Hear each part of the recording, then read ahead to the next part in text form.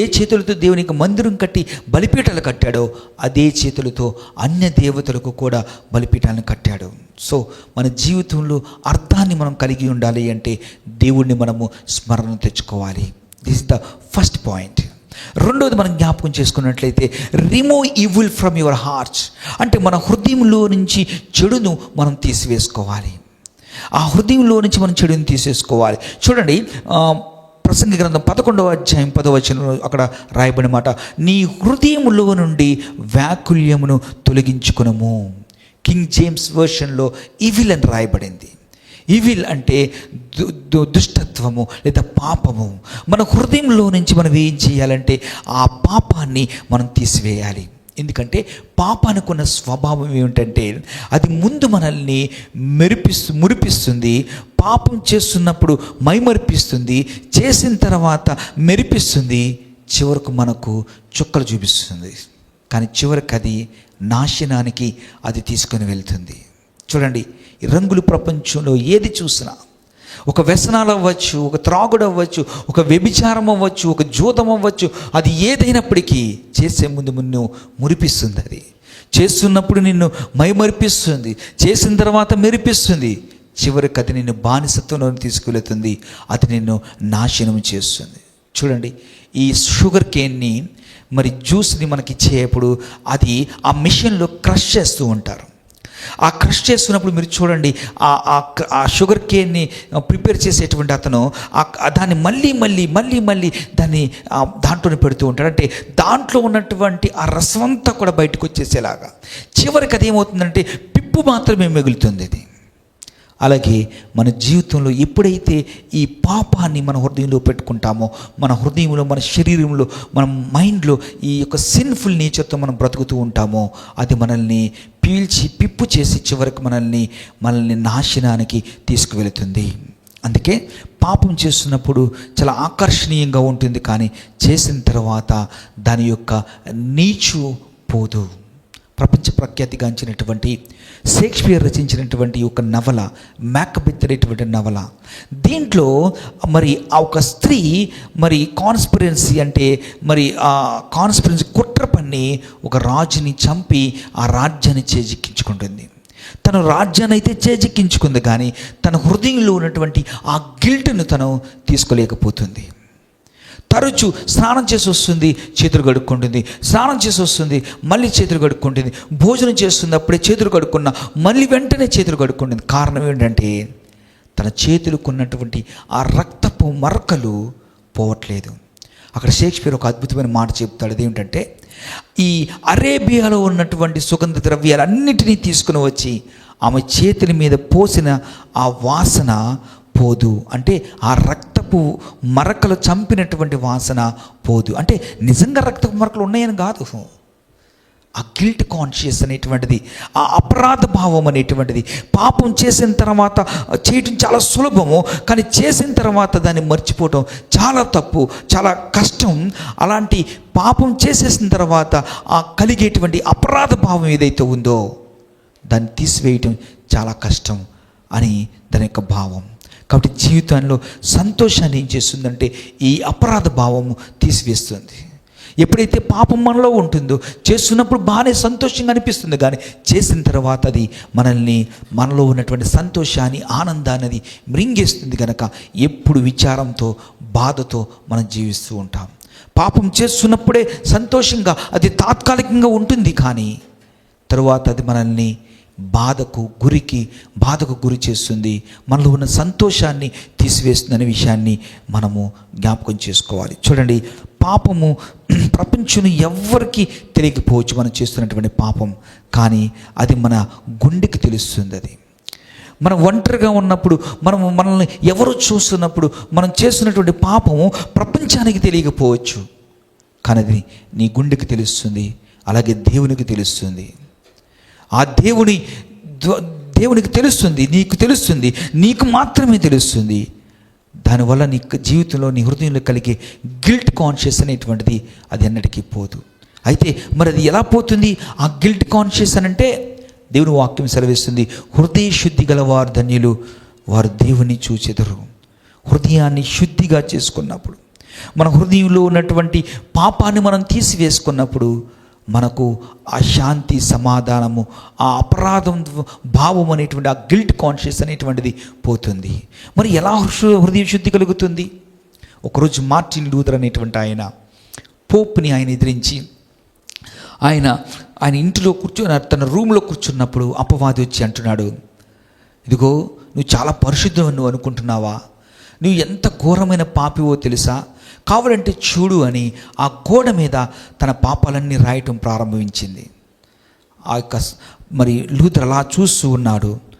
దేవుని వైపు చూస్తూ ఉన్నప్పుడు దేవుని చెయ్యి వచ్చి అతని దగ్గర ఉన్నటువంటి ఆ ఎర్ర సిరాతో దాన్ని ఆ గోడ మీద పోసినప్పుడు ఆ గోడ మీద ఉన్నటువంటి ఆ యొక్క పాపాలన్నీ కూడా ఆ ఎర్ర సిరాతో కొట్టివేయబడినట్లుగా మనం చూస్తాం. నా ప్రియ దేవుని బిడ్డ, ఎప్పుడైతే దేవుడి దగ్గరికి మనం వచ్చామో, ఎప్పుడైతే మనం మారు మనసు పొందుతామో, ఎప్పుడైతే మన పాపాలను మనం ఒప్పుకుంటామో, దేవుడు మనకు హృదయ శుద్ధిని దయచేస్తాడు. చూడండి, మీకు ఒక చిన్న ఉదాహరణ చెప్తాను.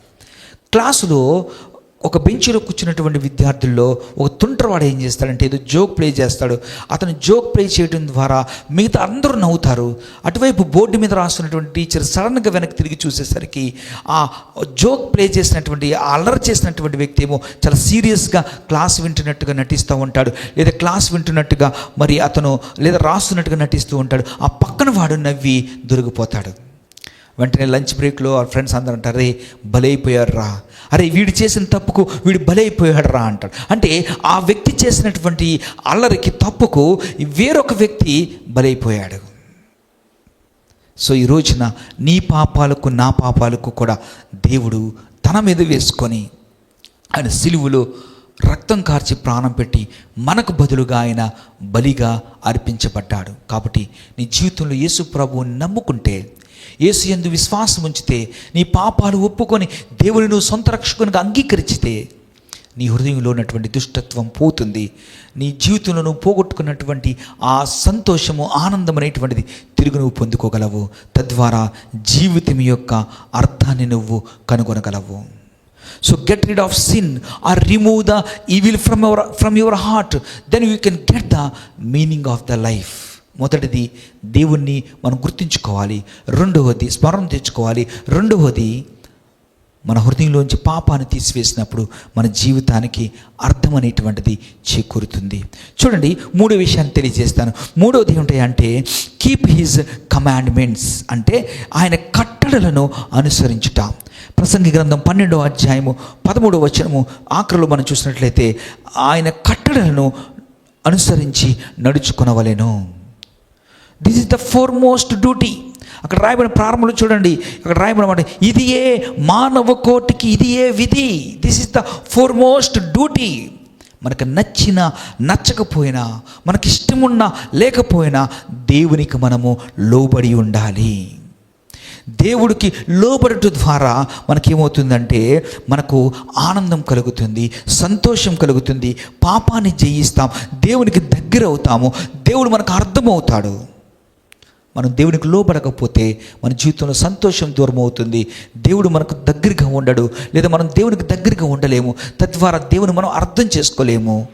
తద్వారా మన జీవితము మనకు సంతోషాన్ని ఇవ్వదు. కాబట్టి మనము దేవుని యొక్క కట్టడలను అనుసరించాలి. దేవుని చిత్తం ఎలా తెలుస్తుంది? దేవుడు మన జీవితంలో ఆయన చిత్తాన్ని ఎలా తెలుసుకోవచ్చు అంటే విధేయత చూపించడం ద్వారా.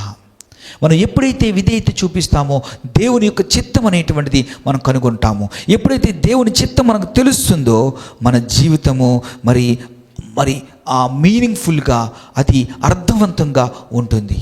ఎప్పుడైతే దేవుని యొక్క చిత్తాన్ని విధేయత చూపించమో మన జీవితం దేవుని చిత్తాన్ని మనం తెలియదో మన జీవితం మనకు అర్థం కాదు, అది గందరగోళంగా మెస్అప్ అయిపోయి ఉంటుంది. But when you show obedience to the word of God and God, then you can find out the meaning of the life. ఎప్పుడైతే మనం దేవునికి విధేయత చూపిస్తామో దేవుని చిత్తం మనకు తెలుస్తుంది. తద్వారా మనము మన జీవితము అర్థాన్ని మనము కనుగొనగలము. చూడండి, సామెతల గ్రంథము 3వ అధ్యాయం 5-6 వచనం చూసినట్లయితే, నీ స్వబుద్ధిని ఆధారం చేసుకొనక నీ స్వభావం అంతటి మీద ఆయన అధికారముకు ఒప్పుకొనుము, అప్పుడు ఆయన నీ మార్గములను సరళము చేయను. అంటే నీ స్వబుద్ధిని, నీ సొంత బుద్ధిని ఆధారం చేసుకోకుండా నీ స్వభావం అంతటి మీద ఆయన అధికారానికి ఒప్పుకున్నప్పుడు, అంటే దేవుని అధికారానికి నువ్వు ఒప్పుకున్నట్లయితే, ఆయన అధికారంకు ఒప్పుకున్నటువంటి ఆయనకు విధేయత చూపించినట్లయితే నీ మార్గాలన్నిటినీ ఆయన సరళం చేస్తాడు. ఎలాగా దేవునికి విధేయత చూపించడం? ఎవ్రీడే, ప్రతిరోజు బైబిల్ మనం చదవాలి, ప్రతిరోజు ప్రార్థన చేయాలి, ప్రతిరోజు దేవుణ్ణి మనము ఆరాధించాలి, దేవునితో, సంఘముతో, దైవజనులతో మనము సహవాసం కలిగిన వారుగా ఉండాలి. అప్పుడు మనము దేవుని యందు విధేయత కలిగినటువంటి వారుగా ఉంటాం. ఎప్పుడైతే ప్రార్థన చేయటం మానేసామో, ఎప్పుడైతే బైబిల్ చదవటం మానేస్తామో, ఎప్పుడైతే చర్చెస్కి రావటం, సహవాసానికి రావటం, సహవాసం చేయటం మానేస్తామో దేవునికి అవిధేయులుగా ఉంటాం. తద్వారా మనము దేవుని చిత్తాన్ని మనం తెలుసుకోలేము. కాబట్టి మన జీవితంలో ఆ అర్థాన్ని, జీవితం యొక్క అర్థాన్ని మనం కోల్పోతాము. సో ప్రియ దేవుని బిడ్డలారా, చూడండి, మనము విధేయత చూపించడం అంటే కొంచెం పెయిన్గానే ఉంటుంది, కష్టంగానే ఉంటుంది, కానీ అది మనకు మేలు చేస్తుంది. చూడండి, మన శరీరంలో ఎక్కడైనా ఒక గడ్డ లాంటిది వచ్చినప్పుడు, ఆ శరీరంలో ఆ ఫారెన్ బాడీ వచ్చి చేరినప్పుడు దాన్ని ఏం చేస్తామంటే కోసి తీసేస్తారు, దాన్ని కట్ చేసి సర్జరీ చేసి దాన్ని తీసేస్తారు. అది చేసినప్పుడు పెయినే, కానీ అది తీసివేయకపోవటం వల్ల శరీరం అంతా కూడా అది పాకటానికి అవకాశం ఉంది. అది తీసేయటం ద్వారా నీకు మేలు కలుగుతుంది. అట్ ద సేమ్ టైం విధేయత చూపించడం అది కష్టంగా ఉండొచ్చు, పెయిన్గా ఉండొచ్చు, కానీ అది మనకు మేలు చేస్తుంది, ఆశీర్వాదాన్ని ఇస్తుంది. ఈ యొక్క అబ్రహామును, ఆ యొక్క నది అవతల ఉన్నటువంటి బొమ్మలు అమ్ముకుంటున్నటువంటి అబ్రహామును దేవుడు ఈ నది యువతలకు రమ్మన్నప్పుడు విధేయత చూపించాడు అబ్రహాము. తద్వారా అబ్రహామును దేవుడు ఆశీర్వదించాడు. రెండో మారు కూడా మనం చూసినట్లయితే అబ్రహాముకు, లోతుకు, వారి యొక్క పనివారికి మధ్య గొడవ వచ్చినప్పుడు దేవుడు ఒక అబ్రహాము లోతును ఒక ప్రపోజల్ ముందు పెట్టినప్పుడు లోతు అబ్రహామును విడిచి వెళ్ళిపోయాడు. కానీ అబ్రహాం మాత్రం ఆ సోయారుకు వెళ్లకుండా ఆ యొక్క హెబ్రోనులోనే దేవుడు వాగ్దానం చేస్తున్నటువంటి ఆ ప్రాంతంలోనే తను ఉన్నట్లుగా, అంటే దేవునికి విధేయత చూపించినట్లుగా మనం చూస్తాము. కాబట్టి మన జీవితంలో మనం విధేయత చూపించినప్పుడు మన ఆశీర్వాదాన్ని పొందుకుంటాం. తద్వారా జీవితం యొక్క అర్థాన్ని మనము కనుగొంటాం. This is the third one. 3 విషయాలు తెలియజేశాను. ఒకటి, ఆయన మన స్మరణ తెచ్చుకోవాలి, మన సృష్టికర్తను. రెండవది, మన హృదయంలో నుంచి చెడుతనాన్ని, పాపాన్ని తీసివేసుకోవాలి. మూడవది, ఆయన కట్టడలను అనుసరించాలి. నాలుగవది, దేవుని యందు భయము, భక్తి కలిగి ఉండాలి. Fear of God. All positive fears start with the fear of God. ఏమిటి పాజిటివ్ ఫియర్? లోకంలో ఉన్నటువంటి శరీర సంబంధమైనటువంటి భయాలు కాదు. అనారోగ్యం వస్తే మరణిస్తామేమో అని భయం, డయాబెటీస్ని బట్టి మనం భయపడుతూ ఉంటాం, లేదంటే మనము ఏదైనా విషపురుగులను బట్టి మనం భయపడుతూ ఉంటాం, యాక్సిడెంట్స్ని బట్టి భయపడుతూ ఉంటాం, మన జీవితంలో ఏదన్నా విపత్తు కలుగుతుందేమో అని భయపడుతూ ఉంటాం, కరోనా లాంటి వైరస్ వస్తే కూడా మనం భయపడుతూ ఉంటాం. ఈ భయాల గురించి బైబిల్ మాట్లాడలేదు. So all positive fears start with the fear of God. Fear of God అనేది ఏంటయ్యా అంటే, మనము చూడండి, ఈ యొక్క ఇప్పుడు ప్రస్తుత దినాల్లో మనం చూసినట్లయితే చాలా టీవీ షోస్లో, చాలా మనం ఈ మూవీస్లో, వాటిల్లో ఈ పేరెంట్స్ని, అలాగే ఉపాధ్యాయుల్ని చాలా చులకన భావంతో మాట్లాడుతూ ఉంటారు. అలాంటి కల్చర్లో మనం బ్రతుకుతూ ఉన్నాం.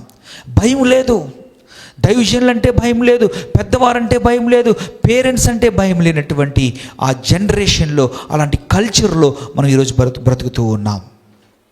కానీ భయము, దేవునికి మనం భయపడితే మనము మనుషులకు మనం భయపడాల్సిన అవసరం లేదు. దేవుణ్ణి మనం గౌరవించడం ప్రారంభిస్తే మనము మనుషుల్ని గౌరవిస్తాం. దేవునికి మనం భయపడితే మనం పెద్దవారికి కూడా మనము భయపడతాం. బికాజ్ ఒక రోజున తీర్పు దిన ఉన్నది. ఆ రోజు దేవుని దగ్గర మనము లెక్క అప్పచెప్పవలసినటువంటి వారుగా ఉన్నాం. కాబట్టి ఈ ఫియర్ ఆఫ్ గాడ్ అంటే పాపము చేయడానికి మనము భయపడటం. The fear of God is nothing but మనం పాపం చేయకుండా ఉండటానికి భయపడటం. దేవునికి భయపడితే దేవుడు మనకు విజ్డమ్ ఇస్తాడు. అందుకే సామెతల గ్రంథం ఉంటుంది, యెహోవా యందు భయభక్తులు కలిగి ఉంటే జ్ఞానమునకు మూలము. విజ్డమ్ దేవుని మనకు ఆ జ్ఞానానికి మూలం ఏమిటాయంటే దేవునికి భయపడటం ద్వారా. ఎప్పుడైతే నీకు జ్ఞానం ఉంటుందో, ఆ విజ్డమ్ ఉంటుందో, నీవు జీవితాన్ని ఎలా అర్థం చేసుకోవాలో, నీ జీవితాన్ని ఎలా దిద్దుకోవాలో, నీ జీవితాన్ని ఎలా నడిపించుకోవాలో నీకు అర్థమవుతుంది. ఇప్పుడు ద ఫియర్ ఆఫ్ గాడ్. అలాగే మన జీవితము ఒక సెన్స్ ఆఫ్ డైరెక్షన్ ఉండాలి అంటే, మన జీవితంలో ఒక సెన్స్ ఆఫ్ డైరెక్షన్ ఉండాలంటే మనకు విజ్డమ్ అనేటువంటిది కావాలి. ఆ విజ్డమ్ అనేది దేవుని యందు భయభక్తులు కలిగి ఉండటం ద్వారా మనకు కలుగుతుంది. అది దేవునికి భయపడటం ద్వారా మాత్రమే మనకు వస్తుంది. సో దేవుని యందు భయభక్తి కలిగి ఉండటం ద్వారా మన జీవితానికి అర్థాన్ని మనము కనుగొనవచ్చు. చివరిగా ఒక మాట చెప్తాను. దేవునికి భయపడటం అంటే ఏమిటంటే, ఒక పరమ పవిత్రమైన, పరిశుద్ధమైన, చివరకు పాపాన్ని కూడా కనులతో చూడనటువంటి ఆ దేవుని సన్నిధిలో, ఆ నిష్కలంకమైనటువంటి ఆ దేవుని సన్నిధిలో మనం ఎల్లప్పుడూ జీవిస్తున్నాము అని ఎరుక కలిగి ఉండటమే దేవుని యందు భయభక్తి కలిగి ఉండటం. మరొకసారి నేను రిపీట్ చేస్తాను. దేవుని యందు భయము కలిగి ఉండటం అంటే ఒక పరమ పవిత్రమైన, పరిశుద్ధమైన, నిష్కలంకమైన, పాపాన్ని కనీసం మరి కనులతో కూడా చూడనటువంటి ఆ పరమ పవిత్రమైనటువంటి దేవుని యొక్క సన్నిధిలో నీవు నేను ఎల్లప్పుడూ మరి జీవిస్తున్నాము అని ఎరుక కలిగి ఉండటమే దేవుని యందు భయభక్తులు కలిగి ఉంటామంటే. సో ప్రియ దేవుని బిడ్డ, మన జీవితానికి ఎప్పుడు అర్థం చేకూరుతుందంటే ఈ 4 విషయాలు మనం కలిగి ఉన్నప్పుడు మన జీవితానికి అర్థం కలిగి ఉంటుంది. మళ్ళీ నేను ఒకసారి సమ్అప్ చేసి వదిలేస్తున్నాను. సొలొమోను జీవితంలో చాలా మరి తన మనసుకు నచ్చినట్లుగా సెల్ఫ్ ఇంటెలిజెన్స్తో తన జీవితంలో మరి చాలా లోతైనటువంటి అనుభవాల్లోనికి వెళ్ళిపోయాడు. దేవునికి ఇష్టం కానటువంటి విషయాల్లోకి తన జీవితంలో చాలా సుఖభోగాలు అనుభవించాడు. తన జీవితంలో అన్నీ అనుభవించిన తర్వాత సూర్యుని కింద ఉన్నదంతా కూడా వ్యర్థము వ్యర్థము వ్యర్థము అని చెబుతూనే ఆ వ్యర్థము వ్యర్థము అని చెప్పిన పుస్తకంలో నుంచి పరమార్థాన్ని కూడా ఎలా కనుగొనాలో తెలియజేశాడు. అదే సర్వమానవ కోటికి ఏమిటి ఆ విధి అంటే, దేవుణ్ణి జ్ఞాపకం చేసుకో, ప్రతిరోజు జ్ఞాపకం చేసుకో, ఎల్లప్పుడూ జ్ఞాపకం చేసుకో, నీ హృదయంలో ఉన్నటువంటి పాపాన్ని తీసివేసుకో, దేవుని కట్టడలను అనుసరిస్తూ ఆయనకి భయపడి ఆయన సన్నిధిలో జీవించు. అప్పుడు నీ జీవితానికి అర్థము, పరమార్థము చేకూరుతుందని తెలియజేశాడు. సో ప్రియ దేవుని బిడ్డ, ఈ మాటలు వింటున్నటువంటి నీవు నేను ఒకసారి ఆత్మ పరిశీలన చేసుకుందాం. ఈ వాక్యం ద్వారా దేవుడు నీతో మాట్లాడుతున్నట్లయితే ఇప్పుడే నువ్వు ఆత్మ పరిశీలన చేసుకొని నీ జీవితంలో ఒక గురి గమ్యం కలిగి నువ్వు జీవిస్తున్నావా, లేక నీ జీవితంలో గురి గమ్యం లేకుండా నువ్వు బ్రతుకుతున్నట్లయితే, ఈరోజు నీకు జీవితాన్ని ప్రసాదించినటువంటి ఆయన, నీ జీవితాన్ని రచించినటువంటి ఆయన, the author of life and the life giver of ఆ దేవుడిని చెప్పినటువంటి ఈ 4 విషయాలను నువ్వు గనక నువ్వు నీ జీవితంలో నెరవేరుస్తున్నట్లయితే నీ జీవితానికి అర్థం అనేటువంటిది చేకూరుతుంది, పరమార్థం అనేటువంటిది చేకూరుతుంది, నీ జీవితానికి నిండుదనం అనేటువంటిది కలుగుతుంది. దేవుడి మాటలు దీవించును గాక. ప్రార్థన చేసుకుందాం. కళ్ళు మూసుకునండి. మహోన్నతుడా, పరిశుద్ధుడా, నీ కొండనాలు ప్రభువా, ఇప్పటి వరకు తండ్రి మరి ఈ ప్రసంగి గ్రంథంలో ఉన్నటువంటి జీవితం అంటే ఏమిటో తండ్రి, జీవితానికి అర్థమనేటువంటిది ఎలా చేకూర్చుందో మేము కొద్ది నిమిషాలు ధ్యానం చేయడానికి మీరు కృప చూపించారు. నీ కొందనాలు. ఈ లోకంలో చాలా సందర్భాల్లో మేము అనుకుంటున్నాం తండ్రి, మేము డబ్బు సంపాదించడం ద్వారా ఈ లోకంలో తండ్రి ఆస్తిపాస్తులు లేదా నేము, ఫేము లేదా ఇంకా ఏ రకరకాలైనటువంటి వాటిని మేము సంపాదించుతుంటే మా జీవితానికి అర్థం అనేటువంటిది వస్తుంది అనుకుంటున్నాం. లేదా మంచి పనులు చేయటం ద్వారా తండ్రి మేము మా జీవితానికి అర్థం మేము మరి తెచ్చుకోవచ్చు లేదా సంపాదించవచ్చు అనుకుంటున్నాం. కానీ జీవితం యొక్క అర్థం అనేటువంటిది దాన్ని రచించినటువంటి నీవు, ఆ జీవితాన్ని ప్రసాదించినటువంటి నీవు, నిన్ను వెతుకుటయే, నిన్ను స్మరించుటకున్నట్టయే. ఎందుకంటే జీవితానికి కొలమానము నీవే గనుక నిన్ను స్మరణ తెచ్చుకుంటూ మా హృదయంలో ఉన్నటువంటి దుష్టత్వ దాసత్వాన్ని తీసివేసి నీ కట్టలను అనుసరిస్తూ నీ యందు భయభక్తులు కలిగి జీవించినప్పుడు మాత్రమే మా జీవితానికి అర్థం అనేటువంటిది చేకూరుతుందనే విషయాన్ని ఈరోజు సూటిగా మాతో మాట్లాడినందుకే మీకు వందనాలు తెలియజేస్తూ తండ్రి, ఈ విత్తబడిన వాక్యం అందరి హృదయంలో ఫలింపచేసి మీరు మహిమ పొందుకొనమని యేసు పరిశుద్ధమైన నామములో అడిగి వేడుకొనిచున్నాము తండ్రి. ఆమేన్. అందరికీ వందనాలండి.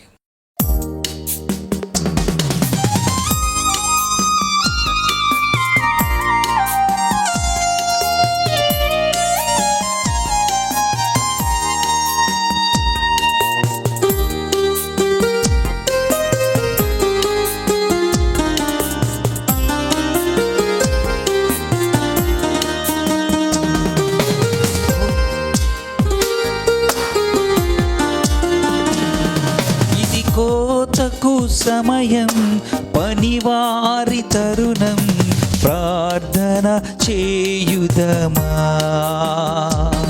ఇది కోతకు సమయం, పనివారి తరుణం, ప్రార్థన చేయుదమా.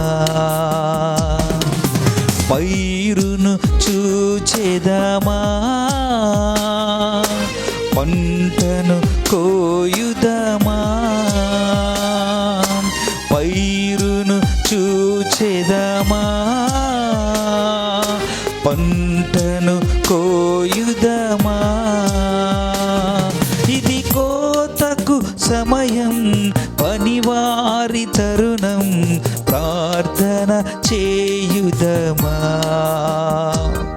ఇది కోతకు సమయం, పనివారి తరుణం, ప్రార్థన చేయుదమా.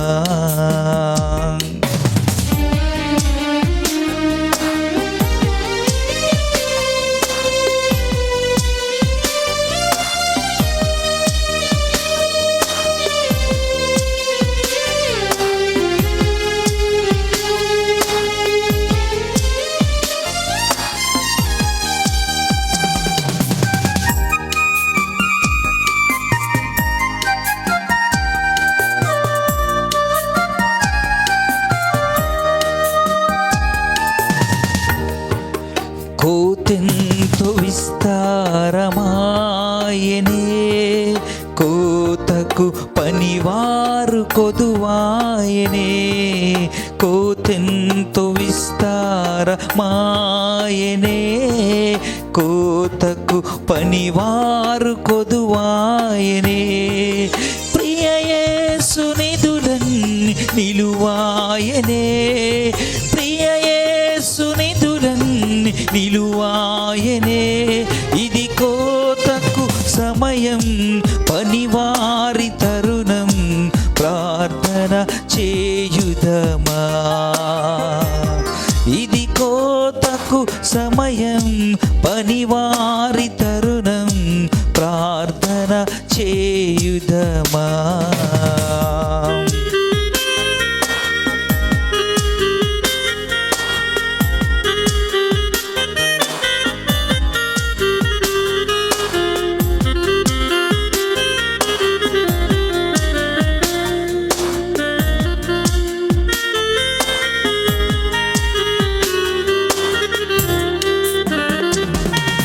సంగమా మౌనము దాల్చకుమా, కోసేటి పనిలోన పాల్గొందుమా. సంగమా మౌనము దాల్చకుమా, కోసేటి పనిలోన పాల్గొందుమా.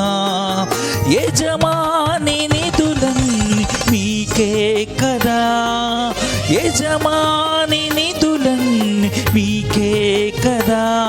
ఇది కోతకు సమయం, పనివారి తరుణం, ప్రార్థన చేయుదమా. ఇది కోతకు సమయం, పనివారి తరుణం, ప్రార్థన చేయుదమా.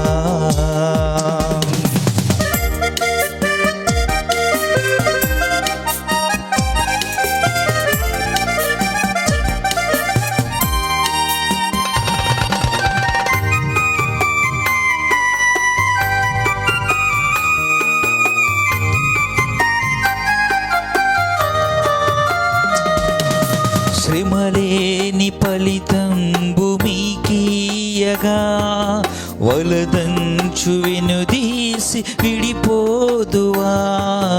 శ్రమలేని ఫలితంబు మీకీయగా వలదంచు వెనుదీసి విడిపోదువా? జీవార్థ ఫలములను భుజింపవా? జీవార్థ ఫలములను భుజింపవా? ఇది కోతకు సమయం, పనివారి తరుణం, ప్రార్థన చేయుదమా? ఇది కోతకు సమయం, పనివారి తరుణం, ప్రార్థన చేయుదమా? పైరును చూచెదమా? పంటను కోయుదమా? పైరును చూచెదమా? పంటను కోయుదమా? ఇది కోతకు సమయం, పనివారి తరుణం, ప్రార్థన చేయుదమా? ప్రార్థన చేయుదమా? ప్రార్థన చేయుదమా?